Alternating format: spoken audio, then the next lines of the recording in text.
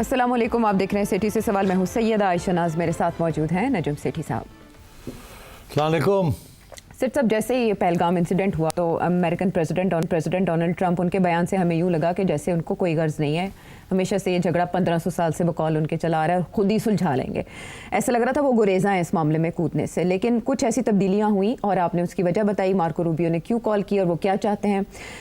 यकदम JD Vance जो India के visit पर थे इस हमले के दौरान, उनका एक इंटरव्यू सामने आता है और वो इस उम्मीद का इजहार करते हैं कि भारतीय रद्द अमल ऐसा ना हो, इस वाक़े के बाद वो ये उम्मीद करते हैं ऐसा ना हो जिससे वसी इलाकाई तनाज़ा पैदा हो जाए, ये ब्रॉडर रीजनल कॉन्फ्लिक्ट में ना बदल जाए।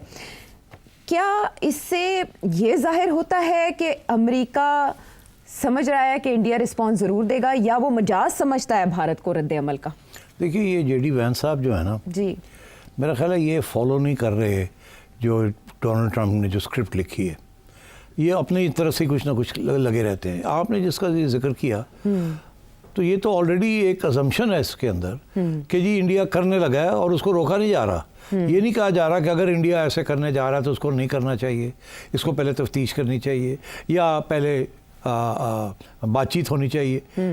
तो ये नहीं कह रहा, कहता कि इंडिया क्योंकि करने जा रहा है तो मेहरबानी करके आप इस किस्म की हरकत ना करें जिसके साथ एस्केलेशन हो जाए। तो आप ये क्यों कह रहे हैं कि ये तो आप तस्लीम कर रहे हैं कि इंडिया करने जा रहा है और इनडायरेक्टली आप ये कह रहे हैं कि ठीक करने जा रहा है। और मैं बताऊं आपको इससे आगे भी बात, ये इससे बात जो है ना लफ्ज़ों के अंदर हेर फेर है।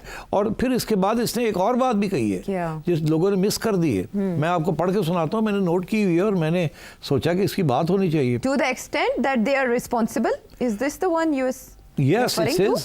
Our hope here is that India responds to this terrorist attack in a way that doesn't lead to a broader regional conflict. ये तो आप वाली बात जी, मेरी वाली। अच्छा, आगे आइए। Second part of this. जी.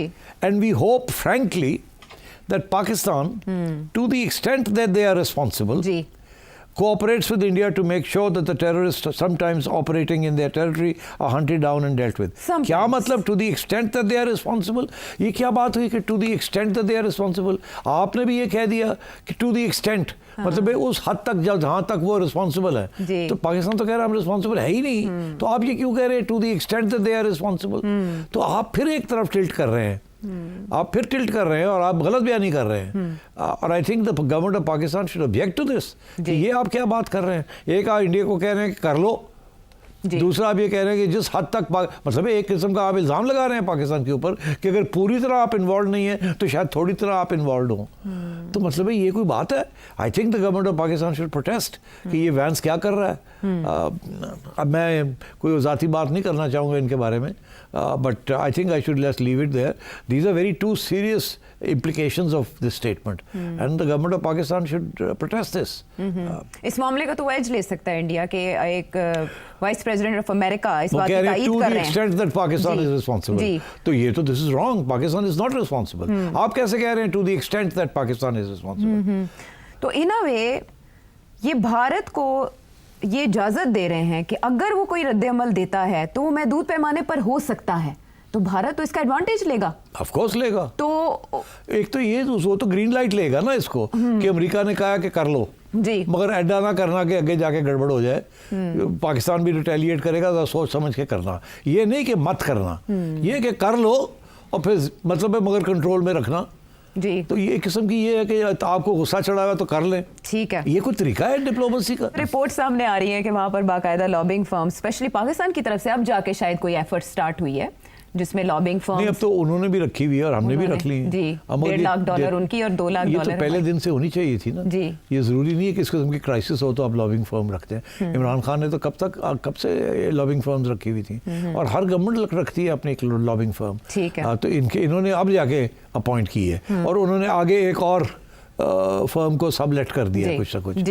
तो मतलब ये है कि they should be on the job. But मुझे ऐसे लगता है कि यहाँ अभी जैसे है ना बस ऐसे ही है। मैं एग्जांपल आपको देना चाहता हूँ कि देखिए इस वक्त इंडिया हावी हुआ है। इंडिया एक बयानिया बनाने की कोशिश कर रहा है, वो कामयाब नहीं हो रहा। अच्छा, शुक्र करें वो कामयाब नहीं हो रहा बिकॉज इंडिया का ट्रैक रिकॉर्ड जो है, इंडिया की जो टेररिस्ट एक्टिविटी है वो कनाडा को भी पता है, अमेरिका को भी पता है, यूके को भी पता है। लोगों को पता है और हमें भी पता है, यहाँ भी लोग जो मारे जा रहे हैं और जो बलूचिस्तान के अंदर जो हो रहा है, दहशतगर्दी हो रही है। अच्छा, मगर ये जो बयानिया है ना जी पाकिस्तान का अगेंस्ट इंडिया, वो नहीं पेश किया जा रहा सही तरीके से। ठीक, देखिए ना, आप खुद कहते हैं कि जी इंडिया का हाथ है बलूचिस्तान में और TTP में, ठीक, क्योंकि वो चाइनीज को भी टारगेट कर रहे हैं और पाकिस्तानियों को भी केपी और टारगेट कर रहे हैं। बलूचिस्तान दोनों सूबे मुतासर हैं, एक तो जगह फिर आप TTP है, एक क्यों नहीं आप इंटरनेशनल मीडिया को बुला के आप proof सही के तरीके साथ। से बात करें आप, और आप दुनिया में जाके काउंटर करें इंडिया का नैरेटिव कि इंडिया ने ये कोई एविडेंस प्रेजेंट नहीं की, जी। हम ये एविडेंस इंडिया के खिलाफ लेके आए हैं। तो आप बयानिया को तो आप आगे लेके चले, मगर मुझे ऐसे लगता है कि डिफेंसिव है बिल्कुल। बयानिया भी अपना सही तरीके से नहीं पेश किया जा रहा, और दूसरी तरफ इंडिया का जो बयानिया है उसको भी काउंटर सही तरीके से नहीं किया जा रहा। आज मैं आपको बताऊं, जी, मैं देख रहा था कि इंटरनेशनल मीडिया जो है वो जिस किस्म के सवाल पूछ रहा है, और उधर से पता चल जाता है कि ये इंडिपेंडेंट मीडिया है उधर का, या इसको इंडिया की ब्रीफिंग हुई हुई है। अच्छा, ज़ाहिर है यार, हमें हो गया ना, हम जानते हैं एक दूसरे को, सब हम पहचानते हैं कौन किसकी कहाँ लिंक्स हैं, जुबान किसकी बोल रहा है, कौन किसकी बोल रहा है। आज मैंने एक बड़ी इंटरेस्टिंग एक इंटरव्यू सुनी। उस इंटरव्यू जो थी वो एक Arabic channel, middle eastern channel ने, इंग्लिश में थी, वो इंटरव्यू की मुसद्दक मलिक साहब की, जो गवर्नमेंट के स्पोक्समैन है, वन ऑफ द स्पोक्समैन। उसमें उन्होंने एक बहुत ही बेहुदा किस्म का सवाल पूछा। जी, आई वाज शॉक्ड। वो खातून पूछती है कि ये बताएं कि आपके पास क्या एविडेंस है कि आपने ये नहीं किया, क्या आपके पास क्या एविडेंस है कि आपने ये काम नहीं किया। यानी बारे सबूत मुसद्दिक मलिक साहब पे है। मतलब है कि कानून जो है, इंटरनेशनल लॉ, लोकल लॉ, उसको अपने सर पे खड़ा कर दिया। यहाँ से ये होता है ना कि जी जो इल्ज़ाम लगाता है वो साबित करे, वो एविडेंस दे। यहाँ ये कहा जा रहा है आप पे इल्ज़ाम है कि आपने ये बंदे को कत्ल किया है, तो आप बताएं कैसे नहीं किया आपने। देखो यार, और मैं हैरान हो गया हूँ कि इस किस्म की मतलब रिडिकुलस किस्म की, तो ये मतलब ये क्वेश्चन फीड किया गया ना, क्योंकि ये मैंने सवाल और भी एक दो जगह पे देखा है कि आप बताएं कि कैसे आपने नहीं किया ये, क्यों, और बात कहाँ ले जाते हैं कि माजी में आप करते रहे हैं। जी, तो मैं समझता हूँ इसके दो पहलू हैं। एक तो ये कि इस किस्म का जब सवाल आए तो ठीक ठाक टकरना चाहिए उसको, तबीयत साफ करनी चाहिए कि तुम क्या बात कर रहे हो, the boot is on the other foot, आप प्रूव करें। हमने नहीं कुछ प्रूव करना, हम तो कह रहे हैं हमने नहीं किया। हमने अगर किया तो आप बताएं, ये सवाल जो आपने किया इससे पता चलता है आपका बायस क्या है। Put the other person on the defensive, but go beyond that. कि आप ये कहते हैं कि अच्छा आगे से जवाब आ सकता है कि जी आपका तो ट्रैक रिकॉर्ड है, आप तो खुद मानते हैं, आपके लोग मानते हैं कि जी आप लोग ये काम करते रहे हैं, कश्मीर के अंदर फ्रीडम फाइटर्स कह के टेररिज्म आप प्रमोट करते रहे वगैरह वगैरह को। तो अच्छा, आपने तो बात कर दी ना माजी की, अब हम भी माजी की बात कर देते हैं कि 2004 के बाद हिंदुस्तान ने किस तरीके से मुदाखलत की है पाकिस्तान में, अफगानिस्तान में, बलूचिस्तान में, ठीक। और फिर आप आगे चले जाएं, आप चले जाएं कनाडा चले जाएं, आप अमेरिका चले जाएं, आप सिखों के खिलाफ जो कुछ किया है, तो मतलब है आप फिर बयानियों को turn the tables on them कि जी माजी में क्या आप तो 2004 से ये कर रहे हैं जी, तो आप हमारी बात कर रहे हैं 2004 से पहले की, और अपनी बात जो है 2004 के बाद जो आप कर रहे हैं वो भी सुन लें आप क्या कर रहे हैं। तो आप होते कौन है इस किस्म के इल्ज़ाम लगाने के लिए। तो मेरा ख्याल है you need to be a little more aggressive in terms of your own position. There is no need to be defensive. Reference माजी के भी दिए जा सकते हैं अगले को डिफेंसिव में डालने के लिए, तो अलर्ट होना चाहिए। देखिए सारी दुनिया इस वक्त क्यों नहीं दुनिया इंडिया का साथ बाय नहीं कर रही उनका नैरेटिव। दो बातें मैं आपको फिर से बता दूं। दुनिया को पता चल गया है कि जब से FATF का यहाँ सिलसिला शुरू हुआ है, अच्छा, और जब से उन्होंने हमें ग्रे लिस्ट से निकाल के वाइट लिस्ट में डाल दिया है, हाँ, तो उन्होंने बहुत कुछ यहाँ करवाया है आपकी रियासत से, और आपकी रियासत ने सारे जिहादी ग्रुप्स और सो कॉल्ड जो अदर ग्रुप्स थे, एक्सट्रीमिस्ट ग्रुप्स को ठीक ठाक चाबी बंद करके उनको टाइट डाउन कर दिया, जिसकी वजह से आपको निकाल के वाइट लिस्ट में ले गए। तो दुनिया एक्नॉलेज करती है, मानती है कि आपने क्लैम्प डाउन किया है ऑन दोज इंडिपेंडेंट जिहादी और टेररिस्ट ग्रुप्स जो यहाँ प्रोलिफरेट कर रहे थे, फिर रहे थे। तो दुनिया तो मानती है इस बात को। तो आप बताएं ना कि आपने तो खुद हमें मोहर लगाई है कि वी अब टेररिज्म हम नहीं सपोर्ट कर रहे, टेररिस्ट ग्रुप्स को हमने बैन कर दिया, उनको ख़त्म कर दिया। तो आप बताएं ना ये। दूसरी बात ये है कि हमारी पॉलिसी भी आर्टिकुलेट हुई है। नवाज शरीफ साहब ने भी जब वो अपने पावर में थे उन्होंने भी बड़े वाज़ेह तौर पे ये कहा कि ख़त्म कर दिया है, ये चीज़ नहीं होगी जी। उसके बाद जनरल बाजवा आए, जनरल बाजवा ने भी जो पॉलिसी इख्तियार की of building bridges with India and stopping all this, उनका भी बहुत अहम रोल है। तो मतलब है कि ये तो, और इंडिया के नेशनल सिक्योरिटी एडवाइजर्स वगैरह को पता है, इसीलिए तो LOC के ऊपर सीज फायर हो गई एंड सो ऑन। तो मतलब बैक चैनल्स चलती रही हैं। एंड जनरल बाजवा की स्पीच बड़ी इंपॉर्टेंट थी कि जी जियो इकोनॉमिक्स के ऊपर हम फोकस कर रहे हैं, और इंडिया तो खुद ये तस्लीम करता है कि पाकिस्तान के मायशी हालात और सियासी हालात इतने अच्छे नहीं रहे, कॉन्फ्लिक्ट है कंट्री के अंदर, इकोनॉमिक कमज़ोरियाँ हैं, and we can't focus on anything but these issues. हमारे इंटरनल प्रॉब्लम्स इतने हैं, we are not involve in this. और कश्मीर से जाके कश्मीरियों को पूछें, Pakistan stopped actively supporting the freedom struggle in Kashmir many years ago because they can't afford to do it anymore. जी, इसका तो शिकवा भी सामने आया वहाँ के लीडर्स की तरफ से, बिल्कुल पाकिस्तान से। तो अब ये है कि इस स्टेज पे आप अपना बयानिया तो ठीक करें, मगर मुझे लग रहा है कि they need to do this. और these are the two reasons why दुनिया को पता है कि पाकिस्तान के अंदर अब स्पॉन्सरशिप्स बंद हो रही हैं, या बंद हो गई हैं, 90% बंद हो गई हैं, इक्के दोके रह गए हैं, वो इधर उधर होते रहते हैं, उनको ये पकड़ के बंद करते रहते हैं। अहमें तो नहीं पकड़ के बंदा दे दिया अमेरिका को, पहली बात तो ये। दूसरी बात ये है कि इंडिया का जो बयानिया है, इंडिया का भी ट्रैक रिकॉर्ड इतना अच्छा नहीं है in the recent past.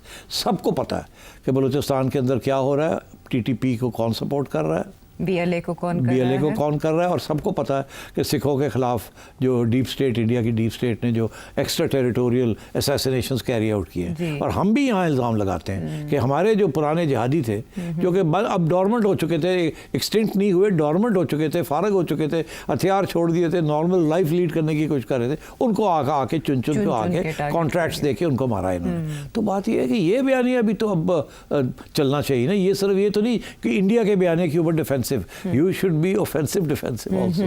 Ajit Doval साहब का जो डॉक्ट्रिन है, so that's what I'm trying to say कि ये बड़ी one sided किस्म की डिबेट चल रही है, and one should be a little more aggressive because you have nothing to hide। these are all facts on our side। But वो books में भी बाकायदा दर्ज किए गए हैं, बल्कि अखबारों ने छापे हैं, लेकिन इंडियन मीडिया में हम देख रहे हैं कि वहाँ के कुछ ऐसे एग्रेसिव किस्म के ट्विटर पे बैठे लोग हैं, एनालिस्ट हैं, जो इतना झूठ बोलते हैं कि वो सच लगने लग जाए। फॉर एग्जाम्पल वो बिल क्लिंटन ने जो मेंशन किया, या उनकी जो याददाश्त थी जो जिसमें खुद नविश्त में बड़ी अच्छी बात की आपने, याद दिला दिया मुझे, मैंने अभी एक ट्वीट भी की है। देखिए, मुझे इंडियंस पूछते हैं कि आप कैसे कह सकते हैं कि ये या फॉल्स फ्लैग ऑपरेशन है या कोई लोकल ग्रुप ने किया और पाकिस्तान का हाथ नहीं है इसमें, ठीक? मुझे ये पूछते हैं, और जब मैं कहता हूँ कि ये मेरा ख्याल है ऐसे ही हुआ है, तो नाराज़ हो जाते हैं, कहते हैं तुम तो पाकिस्तानी इस्टेब्लिशमेंट की बात कर रहे हो। अच्छा यार, इस्टेब्लिशमेंट की बात नहीं, मैं हकीकत की बात कर रहा हूँ। मैं क्यों कहता हूँ ये? मैं ये कहता हूँ कि इसके लिए भी एविडेंस है कि हिंदुस्तान की रियासत ने, डीप स्टेट ने ऐसी चीज़ें की हैं, और डीप स्टेट्स करती हैं ऐसी चीज़ें।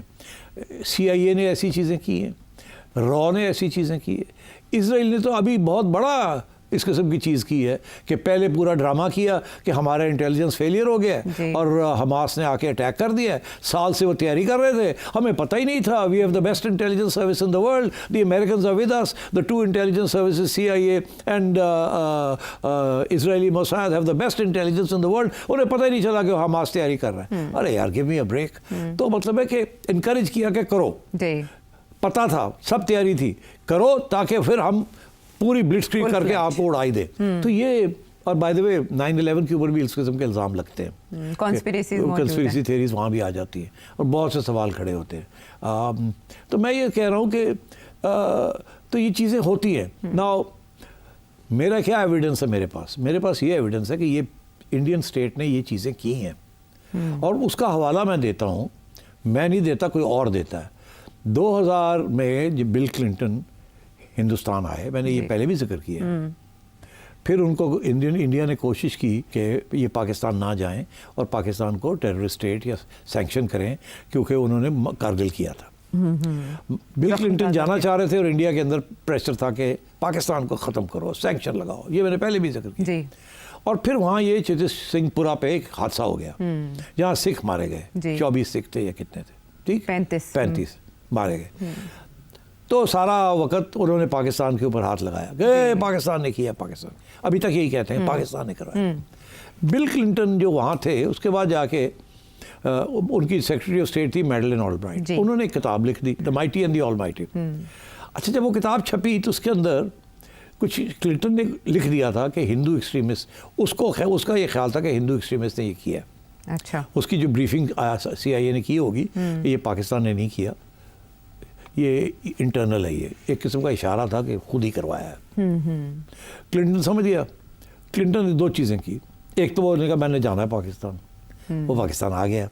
दूसरा ये कि ये मैडलिन ऑलब्राइट की किताब के अंदर in the preface to it उसने ये लिखा है कि ये हिंदू एक्सट्रीमिस्ट थे।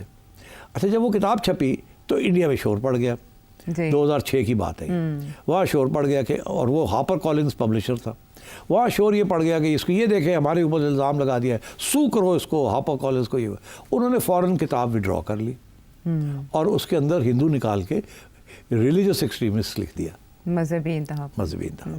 ठीक, और किताब चल पड़ी। UK अमेरिकन एडिशन में भी यही हुआ जी, किताब विड्रॉ होके और वो होगी। मगर उस वक्त के जो इंडियन मीडिया था, जो उस वक्त आज़ाद था, आजकल उतना नहीं आज़ाद, उस आज़ाद मीडिया में एटलीस्ट 3-4 अखबारों की जिस पे रिसर्च की गई है, और अगर मेरे इंडियन दोस्त समझते हैं तो खुद जाके उनकी आर्काइव्स देख लें, क्योंकि अभी डिजिटल मुश्किल है, मगर आप जाके देख सकते हैं। वहाँ 3-4 अखबारें हैं, जिसमें एक तो द हिंदू है, एक आउटलुक मैगजीन है, एक टाइम्स ऑफ इंडिया है, ठीक है, और एक है इंडियन एक्सप्रेस। इन सब के अंदर ये कहानी लिखी हुई है कि ये किताब क्यों विड्रॉ हुई, इसके अंदर क्या लिखा हुआ था जिसकी वजह से इसको विड्रॉ करके और उसको तब्दील करना पड़ा और एडिट करना पड़ा। और यहाँ तक एक डिबेट हुई उस वक्त इंडिया के अंदर कि क्या ये सेंसरशिप है, क्या ये होना चाहिए, क्या नहीं होना चाहिए, तारीख के साथ खेलना नहीं चाहिए। तो इसके ऊपर पूरी डिबेट भी हुई वहाँ। तो अगर वो किताब में लिखा ही नहीं था तो डिबेट किस बात की थी, तो रीप्रिंटिंग क्यों करनी पड़ी? कुछ लिखा था ना जो तब्दील किया, फिर उसके ऊपर ये अनाउंसमेंट हुई कि हमने नई किताब इशू कर दी। फिर ये अनाउंसमेंट हुई कि जी लोगों ने डिस्कस करना शुरू कर दिया कि ये जमहूरी तरीका है या नहीं जमहूरी तरीका, क्या निकाला क्या नहीं निकाला, क्यों सही किया गलत किया।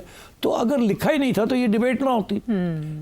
तो मैं इसीलिए मैं ये कह रहा हूँ कि ये हमारे इंडियन फ्रेंड्स जो है अपनी रिसर्च नहीं करते। अब मुझे लोग भेज रहे हैं कि जी ये देखिए 2013 की एडिशन जो है उसके अंदर तो नहीं लिखा हुआ, उसके अंदर तो वही लिखा हुआ है रिलीजियस एक्सट्रीमिस्ट। जो उठता वो उठ के मुझे भेज देता। और पागलो, मैं कुछ और कह रहा हूँ आपको, जाए आर्काइव्स खोलें, क्योंकि इट्स नॉन डिजिटाइज, वहाँ जाए खोलें, देखें वहाँ क्या लिखा हुआ है। नहीं तो अगर आपको कुछ मसला बन रहा है तो ऐसे करें, AI को पूछ लें, या आप चैट GPT ग्रॉक को पूछ लें, या आप DeepSeek को उसको पूछ लें, तो आपको सारी कहानी मिल जाएगी। बहरहाल मैंने आज ट्वीट कर दी है कि कहाँ ये चीज़ें लिखी हुई हैं, जाके पता कर लीजिए। अब ये है ना कि ये चीज़, ये जिसे कहते हैं ना कि मानते नहीं बात, एक हकीकत है, मैं नहीं मानता। अच्छा, अब मैंने आपसे इसलिए मैंने इसको एम्फसाइज किया है कि अगर उस वक्त डीप स्टेट कर सकती थी जी, तो आज किसकी क्या, तो आज क्यों नहीं कर सकती?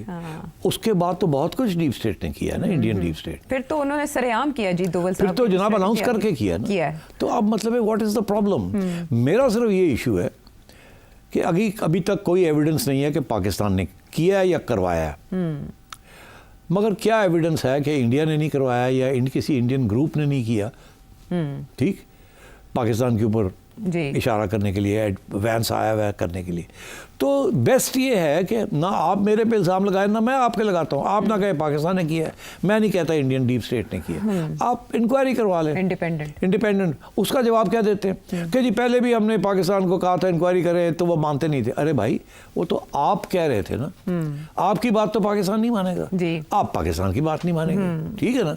तो आप आपस में हट जाए ना, दिनों में आप इंटरनेशनल इंक्वायरी करा देना, अपने ऊपर भी पाकिस्तान उनको ना नहीं करेगा, आप भी ना करें। वो आएंगे, वो आपको कहेंगे ये बताओ, ये दिखाओ, ये दिखाओ, ये दिखाओ, और आप वो अपना रिपोर्ट लिखेंगे। आप पाकिस्तान के पास जाएंगे, कहेंगे ये, अगर पाकिस्तान ने कोई रुकावट की तो वो लिख देंगे कि पाकिस्तान ने कोऑपरेशन नहीं की, इसका मतलब है पाकिस्तान गिल्टी है। अगर इंडिया ने कोऑपरेशन नहीं की तो मतलब इंडिया गिल्टी है। कुछ छुपाने वाली बात है तो वो जो भी छुपा रहा है वो छुपाएगा और वो पकड़े जाएंगे। तो ये ना कहें कि जी पाकिस्तान ने तो कभी इंक्वायरी हमारी होने नहीं दी। अरे भाई, इसलिए नहीं because we don't trust you, you don't trust अस।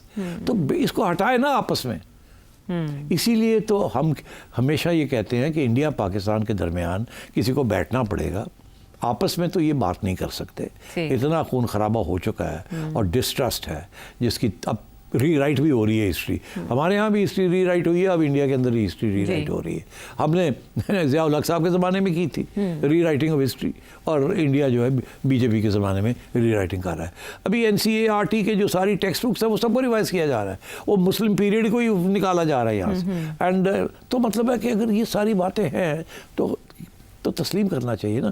किसी मसले को हल करना हो तो पहले कुछ तस्लीम करना पड़ता है ना कि मसला है भी कि नहीं, और मसला है क्या, तो फिर उसके बाद सोल्यूशन की बात आती है। तो हमारे इंडियन दोस्त जो है वो अपनी अल्ट्रा नेशनलिज्म के अंदर इतने गुम गए हैं कि कोई सुनने के लिए कोई चीज़ तैयार नहीं है।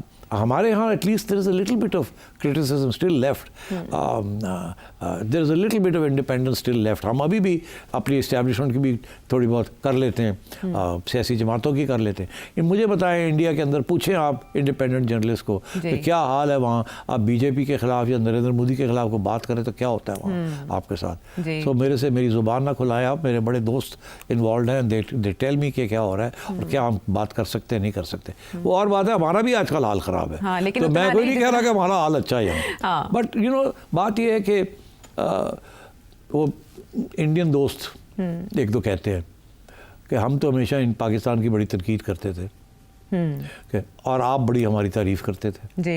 मैं कहता हूँ बिल्कुल सही है, जब आप एक जमहूरियत थे, एक सेकुलर थे, ठीक है, तो नॉन अलाइंड थे, सोशलिस्ट थे, तो हम समझते थे दीज आर अच्छी वैल्यूज़। हम चाहते थे पाकिस्तान भी एक आज़ाद, democratic, non aligned, socialist welfare state बने जी। तो हम तो देखते थे आपकी तरफ आइडियल, और क्योंकि आपके यहाँ जमहूरियत भी थी और हमारे यहाँ नहीं थी, तो हमारे लिए इट वाज ऑलवेज कि इंडिया में ये हो रहा है, यहाँ देखे नहीं। अब उल्टा हो गया, हमारे यहाँ जो कुछ हुआ अब ऐसे लगता है कि आप हमसे भी आगे बढ़ना चाह रहे हैं, वही रास्ता आपने भी इख्तियार कर लिया है अंडर द बीजेपी गवर्नमेंट। अब ये बातें उनको मेरी पसंद नहीं आएंगी, मगर दिस इज़ अ फैक्ट। मैं I am the first one to criticise हमारे यहाँ क्या हुआ, किसने क्या किया क्या नहीं किया, मगर हमारे इंडियन दोस्त either they are too scared और their ultra nationalism is hyper nationalism. अच्छा, अब हाइपर नेशनलिज्म बड़ी ख़तरनाक होती है because it is part of an autocracy.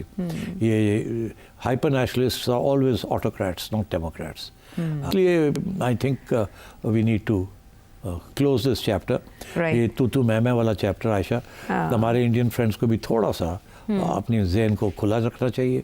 मेरी उनसे रिक्वेस्ट ये है कि अपने रियासत के से आगे सवाल पूछिए उनसे, जो सवाल पूछने वाले हैं। हम तो यहाँ पूछते रहते हैं, आप पूछे अपनी रियासत को, अपनी डीप स्टेट से पूछे।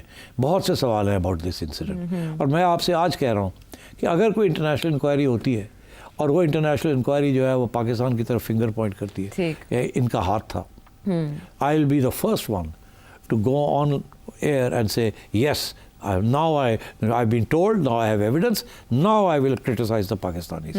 But क्या will India do, will any Indian journalist do that? Openly ये भी सवाल अपनी जगह पर छोड़ते हैं। जो इंडियन एंकर्स बैठे हैं, एनालिस्ट बैठे हैं, वो अपनी हुकूमत से, डीप स्टेट से ये वाले सवाल पूछें जो उठ रहे हैं, जो बन रहे हैं, जो इस वाक़े के बाद सामने आ रहे हैं। वापस आते हैं ब्रेक के बाद।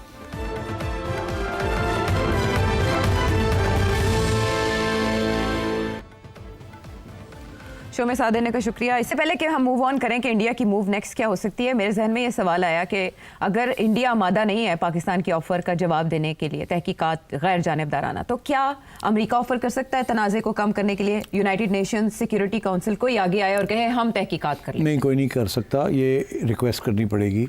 Pakistan can say we want an international inquiry and ask for an international inquiry, or India can say that, or both countries can make a joint demand and they can decide कि कहाँ से UN को कह सकते हैं और किसी इदारे को कह सकते हैं। बहुत से ऐसे इदारे हैं who would be interested in UN normally करने को तैयार होता है, तो they can ask UN because they monitor करते हैं ना सारी टेररिज्म, ये वो सब कुछ करते हैं वो, ठीक है, तो कर सकते हैं, बट खुद नहीं कर सकते। वो रिक्वेस्ट करनी पड़ेगी, टर्म्स ऑफ रेफरेंस देना पड़ेंगी एंड सो ऑन। चले, पाकिस्तान ये कर सकता है, Pakistan can make a request, but फ़ायदा कोई नहीं उसका जब तक actually India should make this request ना, क्योंकि इंडिया इल्ज़ाम लगा रहा है, पाकिस्तान तो कह रहा है कि आप एविडेंस दें। यानी इंडिया ताउन नहीं करेगा उनके साथ? कभी भी इंडिया नहीं जाएगा, मैं आपको लिख के दे देता हूँ, बिकॉज दाल में कुछ काला होगा तो नहीं जाएगा ना, otherwise why would they not go. तो एज आई सेड, मैं तो हम्बल पाए, मतलब है कि वो हैट नहीं है मेरे पास, I would say I eat my hat. अगर इंडिया जाता है और कहता है जी कमीशन बनाए ऑफ इंक्वायरी, अगर ऐसे होता तो please give me a hat, I eat it okay, I with salt and paper. Very nice. अच्छा, मूव्स की बात करें कि कल आपने 2 इशारे दिए थे कि इंडिया जो रिस्पॉन्स है उसके लिए पाकिस्तान की कमज़ोरी ढूंढेगा और डिले करेगा। अब जो इंडिया टुडे रिपोर्ट कर रहा है कि ट्विन फाइनेंशियल स्ट्राइक्स इंडिया सोच रहा है, प्लान कर रहा है पाकिस्तान के खिलाफ, और वो टेरर फंडिंग को बुनियाद बना रहा है। वो FATF जिससे हम 2022 में निकल गए थे उसमें दोबारा डलवाने के लिए इंडिया ने कोशिशें तेज़ कर दी हैं, और IMF को भी ये कन्विंस किया जाएगा कि जो वो फंड देने जा रहे हैं 9 मई को जो एग्जीक्यूटिव बोर्ड का इजलास हो रहा है वो ना दिया जाए, क्योंकि ये टेरर फंडिंग में पाकिस्तान यूज़ कर रहा है। तो इससे पाकिस्तान किस हद तक हिट हो सकता है ये दोनों पॉसिबिलिटीज़ अगर इस्तेमाल की तो? देखिए, अगर तो इंडिया ये कोशिश करता है कि IMF को इन्फ्लुएंस करेगा तो वो तो नहीं होगा। IMF is committed to Pakistan, उनका सियासी एजेंडा होता ही नहीं है। They will do what they have to do, तो that will be not successful. FATF जो है वो बिल्कुल जाके वहाँ, वो एक ऑनगोइंग प्रोसेस है कि ब्लैक से वाइट, वाइट से ग्रे, ये चीज़ें होती रहती हैं डिपेंडिंग ऑन द रिकॉर्ड। तो मेरा ख्याल है अगर इंडिया वहाँ जाता है that's a great opportunity. Pakistan should use that forum. अगर इंडिया उस फोरम को एक्टिवेट करता है तो उसे इंक्वायरी कर ले, दोनों मुल्कों के अंदर इंक्वायरी कर ले, तो that could turn the tables on India. तो फिर इंडिया क्या करेगा अगर FATF वाले कहते हैं कि चलो जी हम करते हैं फिर इंक्वायरी? बिकॉज देखिए FATF वाले आपको सुने बगैर तो आपको कंडेम नहीं कर सकते ना। ठीक। तो फिर यही होगा कि सुन लीजिए, फिर उन्हें कहें सुनाएं क्या है, किस बेसिस के ऊपर आप ये हमें एग्जामिन करना चाह रहे हैं। वहाँ तो प्रूफ देने पड़ेंगे, एविडेंस देना पड़ेगा। तो फिर FATF को इंडिया भी जाके चेक करना पड़ेगा ना वहाँ क्या हो रहा है क्या नहीं हो रहा। अच्छा। So I think nothing to worry about. FATF Middle is not a threat anymore. And मतलब अब तो we are the target of terrorism यार, for God's sake. तो मतलब हमारे पास इतनी एविडेंस है कि how we are suffering, so there is no evidence against us कि we are promoting terrorism. So there is nothing to worry about on that score. और America का फैक्टर इस्तेमाल करते हुए IMF को भी इन्फ्लुएंस नहीं किया जा सकता। वहाँ पे लॉबिंग, जो अमेरिकन लॉबी, वो लॉबिंग करेंगे इक्का दुक्का, जैसे ये PTI वालों ने सेनेटर से और कांग्रेसमैन से कोई खतावत करा ली, तो इस तरीके से ये भी करवा लेंगे। ठीक है ना, इनकी बहुत बड़ी लॉबी है ना वहाँ इंडिया की, और बहुत से Indian American are in very critical positions also, both in multinationals and in American big corporations and in the Senate and in elsewhere. तो वहाँ इन्फ्लुएंस तो बहुत है इनका, but I think that's where Pakistan needs to get active. And frankly, if you ask me, I think we are not ready for such an onslaught, such a diplomatic onslaught. I don't think our diplomats are strong and articulated enough to counter this onslaught. इसके लिए आपको दोनों सियासी जमातों से जो top आपके young politicians हैं, who are good in English, who are good in presentation, उनको आपको mobilize करना पड़ेगा. There are some very dynamic politicians in PPP and in PMLN. उनको आप घेरें, उनको ब्रीफिंग हो सही तरीके से, वो सारी दुनिया में घूमें. फॉरेन ऑफिस तो हमेशा साथ लेके चलते हैं ना, मगर फॉरेन ऑफिस में 3-4 जगह पे तो आपके हाई क्वालिटी में एम्बेसडर्स होंगे ना, मगर एम्बेसडर्स जो होते हैं they bureaucrats, they are without charm. उनको पब्लिक रिलेशनिंग नहीं करनी आती, उनको सिर्फ मैसेजेस कन्वे करनी आती. You need a public relationing effort, so you need the ambassador to brief you, to come along with you. Right. But as far as the presentation is concerned, you have more credibility than the local ambassador. So I think अब मैं नाम नहीं लेना चाहूँगा, मगर दोनों सियासी जमातों में बड़े कॉन्फिडेंट यंग मिडिल एज्ड लोग हैं who are articulate, जो वेस्टर्न कल्चर को बहुत अच्छी तरह समझते हैं, whose command of the language and of facts and figures is very good. ये और सेनेट में भी है ऐसे लोग. आप ऐसी एक टीम बनाएं, send it to all the capitals of the world.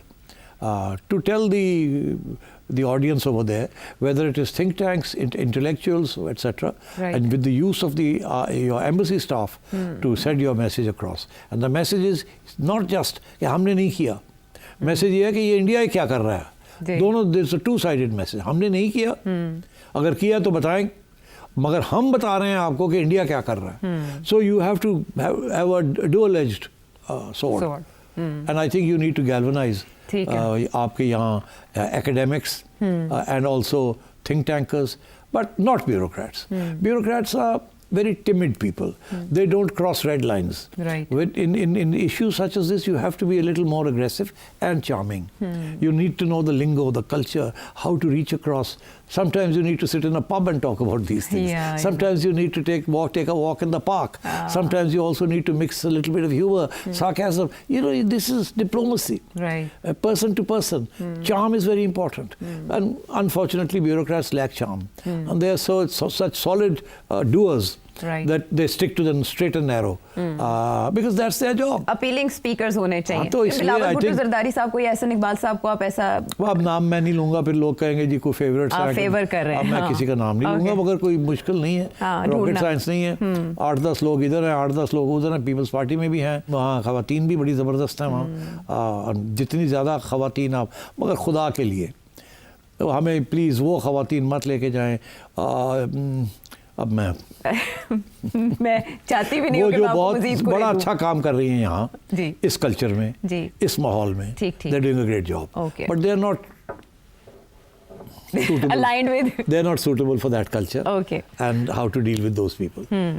तो माजी में जो रही हैं इस फील्ड में या इस तरह के ओहदों पर जिन्होंने काम किया है वो जा सकती हैं, जिन्होंने फॉरेन अफेयर्स डील किए हैं, फॉरेन अफेयर्स डील किए हैं, एनजीओज के साथ डील किया है, थिंक टैंक्स के साथ डील किया है, जिनको पता है हाउ टू लगा लेंगे, खोज ढूंढ लेंगे, ढूंढने वाले हैं ऐसी हैं, मौजूद हैं। कमेटी बनाए, टीम बनाए, वज़ीर आज़म पाकिस्तान को ये काम करना चाहिए। आने वाले दिनों में अगर आप इंटर अपना मुकदमा अच्छे अंदाज में लड़ना चाहते हैं, भारत को मजीद पसपा करना चाहते हैं, इससे पहले कि वो आपकी फाइनेंशियल फॉल्ट लाइन्स को अटैक करे। वापस आते एक ब्रेक के बाद।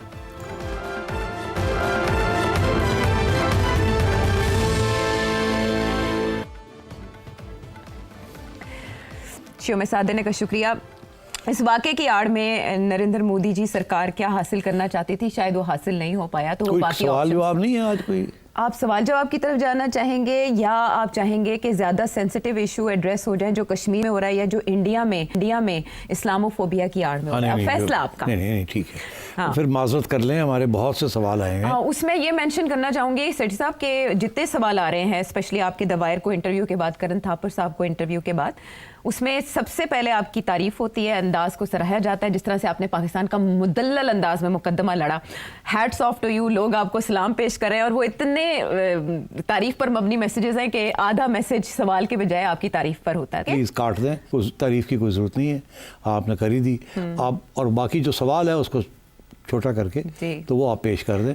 आज वैसे ये कल के लिए रखें, कल सारे का सारा दिन अगर कोई ठाठू ना होगी तो फिर यही बात करेंगे, अल्लाह ना करे। लेकिन आप सबके तारीफ का, तहसीन का, दाद का बहुत शुक्रिया, ये फ़र्ज़ बनता था। बड़ी मेहरबानी, I am very grateful to all the feedback that I have received. नहीं जी, मैंने तो अपने दिल की बात की है, मैं किसी के कहने के ऊपर मैंने नहीं बात की। I genuinely feel this and so I've said it. तो वापस आते हैं उस मसले की तरफ जिसकी तरफ तवज्जो ना सिर्फ ये कि बीबीसी बल्कि न्यूयॉर्क टाइम्स ने भी कराई है, अल जजीरा में भी बाकायदा रिपोर्ट किया गया है कि हिंदुस्तान में क्या हो रहा है, इंडिया में क्या हो रहा है, कश्मीर में क्या हो रहा है। आयशा, मैंने ये रिपोर्ट अपने सामने रखी हुई है, इससे बेहतर क्या मैं आपको यही पढ़ के सुना दूँ। खलासा भी साथ साथ करता जाऊँगा, ट्रांसलेट भी करता जाऊँगा कि ये इंडिया के अंदर अल जजीरा ने निशानदेही की है, कम से कम 20-25 पिछले 2-3 दिन के अंदर गाने बाने शुरू हो गए हैं इस्लामोफोबिक, जो कि एंटी मुस्लिम हेट्रेड फैला रहे हैं। और पाकिस्तान की इतनी बात नहीं है जितनी मुसलमानों के ख़िलाफ़ एक इस्लामोफोबिक वेव, और उसके जो व्यूअर्स हैं कोई 2 लाख हो गए, किसी के 3 लाख होते जा रहे हैं, 5 लाख हो गए, दिन ब दिन चल रहे हैं, स्क्रॉल कर रहे हैं इंडियंस, हिंदूज। उसमें बहुत से गाने उन्होंने आइडेंटिफाई किए हैं और यूट्यूब के ऊपर इससे अलावा भी बहुत कुछ हो रहा है। और मुझे बड़ा अफसोस हो रहा है। वो कहते हैं कि अप्रैल 22 को अटैक हुई और 24 घंटे के बाद एक नया गाना यूट्यूब 23 अप्रैल को आ गया। पहले धर्म पूछा जी, They asked about religion first. आप पूछा कि आपका मज़हब क्या है, ये गाने में है। और इंडियन मुस्लिम्स को टारगेट किया और ये इल्ज़ाम लगाया कि हिंदुओं के ख़िलाफ़ ये साजिश कर रहे हैं, इसलिए इनको अब इंडिया छोड़ के चला जाना चाहिए। और 2 लाख से ज़्यादा इसकी व्यूज़ होगी जी 9वें दिन। इसके अलावा भी बहुत कुछ हो रहा है।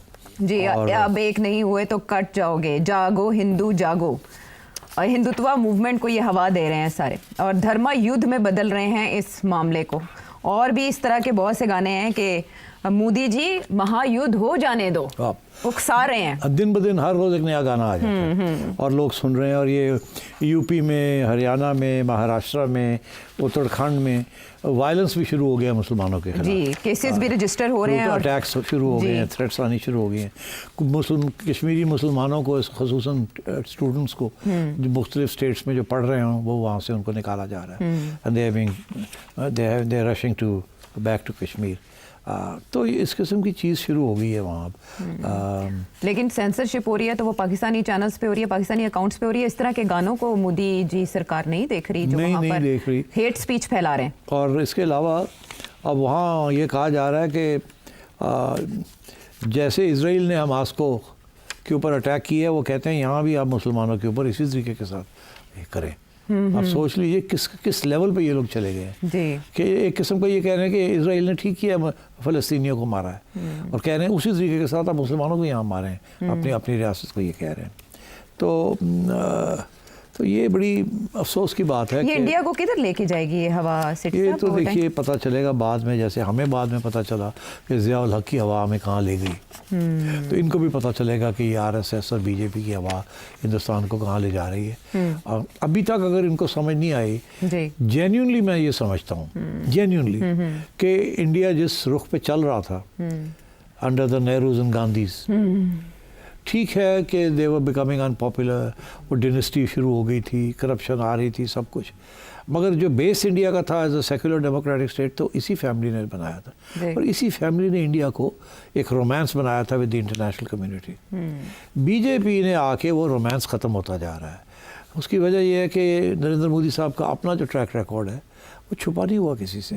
वो और बात है कि रियासत के इंटरेस्ट हैं, तो इसलिए हर रियासत दूसरी रियासत को अपने इंटरेस्ट के मुताबिक ट्रीट करती है। मगर इंडिया का वो इंडिया नहीं है जो पुराना इंडिया था। और ये जो नई जनरेशन है इंडिया की, ये भी वो पुरानी जनरेशन नहीं थी जिनका होल आउटलुक वाज डिफरेंट। ये this is inward looking and arrogant.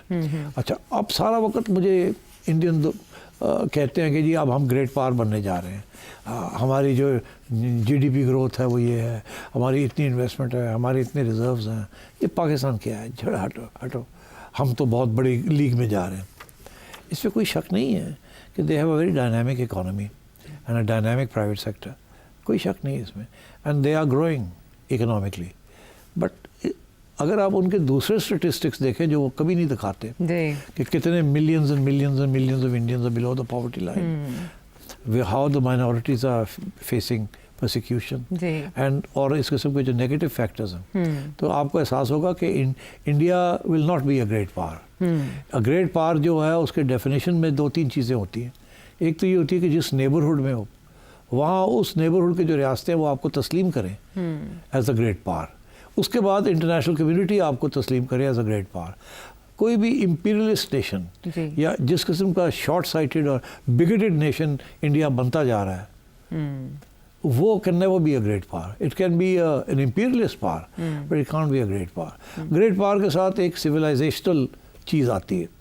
जो मुल्क ये कह सकता है या जो हुकूमत ये कह सकती है और जिसकी आवाम बड़ी खुशी मनाती है कि आपका पानी हम बंद कर देंगे, ठीक, तो आप सोचिए आज मुसद्दक मलिक साहब ने याद दिलाया इस इंटरव्यू के अंदर कि पानी जो है it's not a question of survival.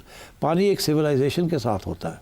जहाँ जहाँ दरिया चलते हैं आते हैं वहाँ सिविलाइजेशंस ग्रो करती हैं। इसीलिए इंडस सिविलाइजेशन इंडस दरिया से निकली, एंड सो ऑन, नाइल की सिविलाइजेशन, ठीक, and all the other major rivers of the world, उनके साथ सिविलाइजेशंस साथ लगी हुई होती हैं।